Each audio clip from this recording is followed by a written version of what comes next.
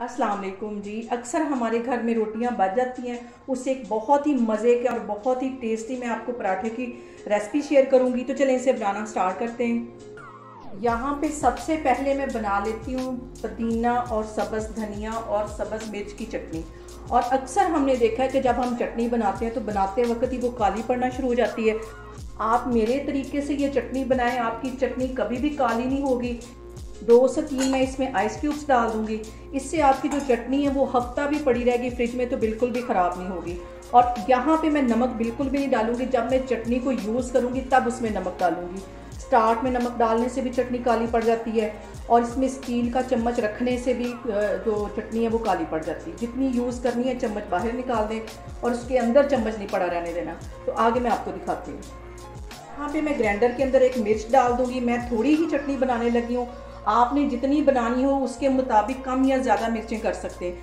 और थोड़े से तकरीबन 15-20 पत्ते ये मैं पुदीने के डाल दूंगी। पुदीना कम डलता है, सब्ज़ धनिया ज़्यादा डलता है, ये इसमें डाल दूंगी और इसको अच्छी तरह ब्लेंड कर लूँगी। तकरीबन 1 टेबल स्पून में पानी डालूंगी, ज़्यादा पानी नहीं डालना, और इसको मैं ब्लेंड कर लूँगी। तो फिर मैं आपको दिखाती हूँ।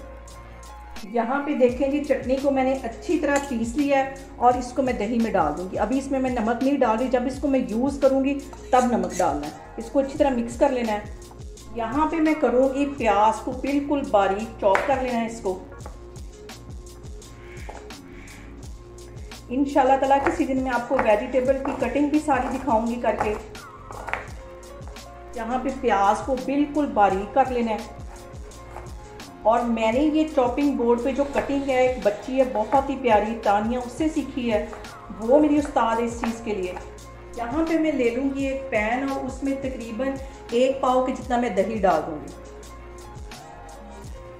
दही में मैं कुछ मसाले ऐड कर दूँगी। 1 टीस्पून भर के मैं नमक का डाल दूँगी। 1 टीस्पून इसके अंदर मैं गरम मसाला डाल दूँगी। 1 टीस्पून पिसी हुई काली मिर्च डाल दूँगी। 1 टीस्पून इसमें मैं टिक्का मसाला डाल दूंगी और आधा टीस्पून के करीब इसमें मैं रेड वाली मिर्च डाल दूंगी। यहाँ पे मैंने कर लिया है चूल्हा ऑन और तकरीबन 1.5 पाव के जितना मैं ये बोनलेस चिकन इसमें डाल दूंगी।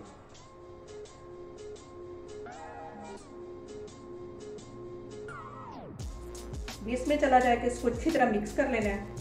यहाँ पे मैंने दही को और चिकन को और सारे मसालों को अच्छी तरह मिक्स कर लिया। ऑयल मैंने यहाँ पे बिल्कुल भी नहीं इसमें डालना है, ये दही के पानी में ही चिकन गल जाएगा। और इसको हल्की आग पे मैं कवर करके तकरीबन 10 मिनट के लिए छोड़ दूँगी, ताकि जो चिकन है वो अच्छी तरह टेंडर हो जाए। चिकन को कर दिया है मैंने कवर, आग मैंने नीचे स्लो कर दी है बिल्कुल 10 मिनट के लिए। इसको अच्छी तरह स्लो आग पे पकाऊंगी। तो 10 मिनट के बाद फिर मैं आपको दिखाती हूँ। यहाँ पे देखें जी, चिकन को मैंने तकरीबन 10 से 12 मिनट के लिए कवर करके बिल्कुल हल्की आग पे रख दिया था और ये चिकन अच्छी तरह सॉफ्ट हो गया। इसको एक साइड पे करती हूँ, तो मैं आगे आपको दिखाती हूँ। यहाँ पे जो लेमन है मैं इस प्याज के ऊपर अच्छी तरह निचोड़ दूंगी।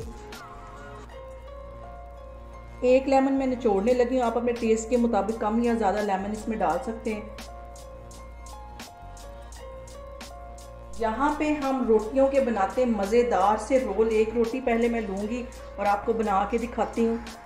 सबसे पहले इसके ऊपर मैं ये ग्रीन वाली चटनी लगा दूँगी। इसमें मैंने आधा टीस्पून के करीब नमक डाल दिया था। इसको अच्छी तरह इसमें फैला देना है। इसके ऊपर मैं ये चिकन रख दूँगी। चिकन को अच्छी तरह फैला के इसके ऊपर इस तरह रख देना है।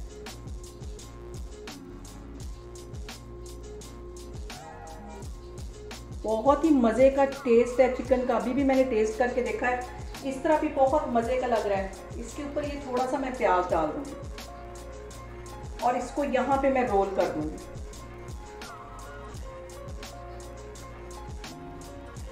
इसको अच्छी तरह रोल कर देना है और यहाँ पे मैं इसको टूथपिक की मदद से यहाँ पे इसको ऐसे जोड़ दूँगी, ताकि जब मैं इसको फ्राई करूँ तो ये खुले नहीं। और इसके हल्के हल्के यहाँ से मैं सिरे काट दूंगी, ताकि ये देखने में भी खूबसूरत लगे। इधर से भी काट दूंगी और अब इसको मैं फ्राई करती हूँ। यहाँ पे मैंने ले लिया एक पैन और इसमें तकरीबन 3 से 4 टेबल स्पून के करीब मैंने कुकिंग ऑयल डाल दिया और इस रोल को इसमें रख दूंगी और हल्की आग पे इसको फ्राई करूंगी। अच्छी तरह गोल्डन कलर आने तक इसको मैं फ्राई करूंगी। तो फिर मैं आपको दिखाती हूँ। दूसरा भी इसमें मैं इसी तरह रख दूँगी और इसको भी फ्राई कर लूँगी। आग मैंने नीचे हल्की रखी हुई है, तेज़ आग पे इसको फ्राई नहीं करना। यहाँ पे देखिए मैंने इसकी साइड चेंज की और कितना ये गोल्डन सा खूबसूरत सा कलर इसके ऊपर आ गया है। और इसकी चारों साइडों को मैं इसी तरह ऑयल में फ्राई करूँगी। हल्की आग पे मैं इसको फ्राई कर रही हूँ, फिर मैं आपको दिखाती हूँ। यहाँ पे देखिए इसके अंदर मैंने एक और ये रोल डाल दिया, ये इनके ऊपर कितना खूबसूरत कलर आ गया है। इसको हल्की आग पे मैं चारों तरफ से फ्राई कर रही हूँ। ऐसे यहाँ पे इसको खड़ा कर दूँगी थोड़ी देर के लिए, ताकि इधर से भी अच्छी तरह ये फ्राई हो जाए। यहाँ पे देखें जी हमारे रोल अच्छे से फ्राई हो गए। इनको मैं बाहर निकालती हूँ और जो बाकी के हैं वो भी मैं इसी तरह बना लूँगी, तो फिर मैं आपको दिखाती हूँ।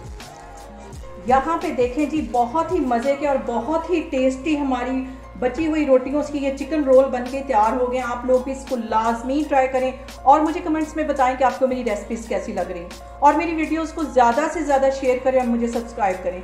इंशाल्लाह ताला मैं एक और वीडियो के साथ आपके सामने आऊँगी। अल्लाह हाफिज़।